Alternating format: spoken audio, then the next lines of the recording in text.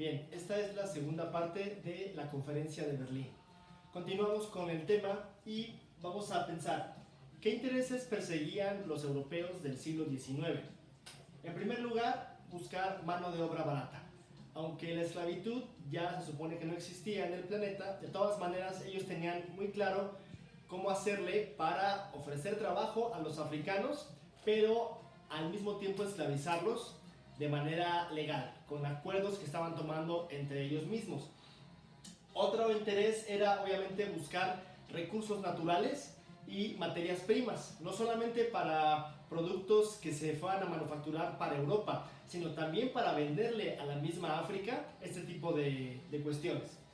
En tercer lugar, obviamente estaban buscando prestigio, control político, económico y, pues digámoslo así, hacerse famosos en el mundo como imperialistas, especialmente países como Alemania o Italia, que estaban empezando a ser naciones unificadas y que tenían, digámoslo así, en desventaja un par de siglos respecto a Francia o Inglaterra con la cuestión del imperialismo. Hay que decir, es muy importante, que en este momento de la conferencia de Berlín, el 90% de las regiones africanas estaban siendo gobernadas por africanos. Es decir, no existía en África una especie de descontrol político, o no era una tierra ingobernable o una especie de lugar que estaba ahí en la prehistoria congelado. Realmente había configuraciones políticas de reinos, de imperios, incluso de países o naciones africanas, y los europeos simplemente no consideraron eso y decidieron ir a invadir África y repartírsela. ¿Quién tuvo la idea de todo esto? ¿Quién convocó a esta conferencia de Berlín? El señor Otto von Bismarck, un señor de la nobleza alemana, político de los más importantes, que además él es quien unifica a Alemania y logra empezar a darle como todo este empuje como una nación nueva. Aquí tenemos al señor Otto von Bismarck, que invitó a los países europeos a Berlín para esta conferencia. Bueno, esta conferencia de Berlín no fue como tal una conferencia, más bien es una especie de reunión, es como una junta en la que se van a reunir los países poderosos de Europa, y se van a repartir África. Esta repartición comienza en el 84 y prácticamente se extiende hasta 1914, más o menos 30 años en los que Europa estuvo apropiándose de África, y como pueden ver, el continente completo estuvo ocupado por Europa, salvo un par de países pequeños, entre ellos Etiopía, que es un país más o menos grande, pero que sí resistió y pudo ser independiente frente a esta invasión colonizadora de Europa. A partir de aquí se va configurando África en provincias, protectorados, colonias o dominios. Esto ustedes lo van a investigar, está en el libro. Y bueno, hay que señalar que obviamente en este periodo hubo mucha gente asesinada, torturada, mutilada, golpeada y familias destruidas en este proceso de colonizar África.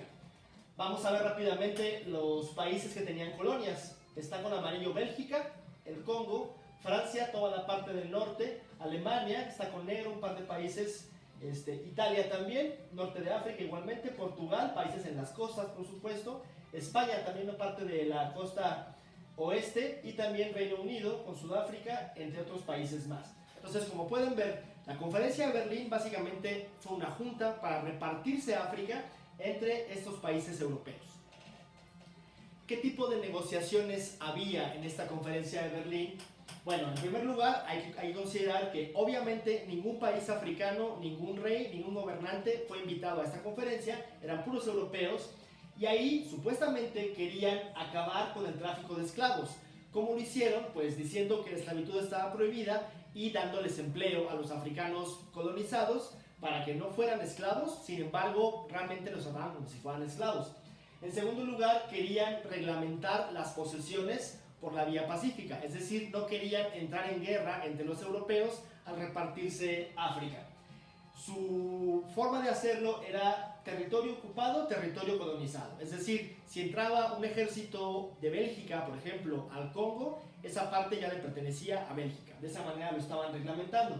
También tenían la intención, y fue un acuerdo entre los europeos, de abrir nuevos territorios de comercio. Es decir, llegar a los países africanos, tomar materias primas, obviamente dar trabajo a los africanos ahí mismo, y después también venderles a ellos los productos. Sin embargo, esta situación de negociaciones generó paz en Europa por un poco de tiempo, pero después esta misma carrera por colonizar generó nuevas rivalidades y eso desembocó finalmente en la Primera Guerra Mundial. Ya estamos en 1914, termino el tema con esto. Fíjense, en la Primera Guerra Mundial, entre 1914 y 1918, 2 millones de africanos pelearon en esta guerra. Pelearon por los países europeos, obviamente. Nada más de Francia hubo 500.000 soldados que trajeron desde África hacia Europa para enfrentarse en la Primera Guerra Mundial.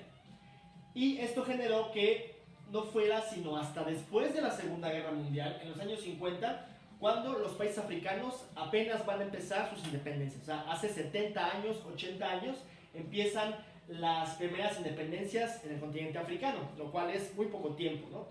Y bueno, finalmente lo que sucede es que se generan economías muy dependientes de los europeos. Todavía hoy en día África es un continente muy lastimado económicamente porque los europeos se reparten África, la colonizan, invierten ahí su industria, pero después se van y dejan a los países completamente sin infraestructura, sin gobiernos y sin organización, lo cual ha generado en los últimos 50 años guerras civiles y mucho caos político y económico.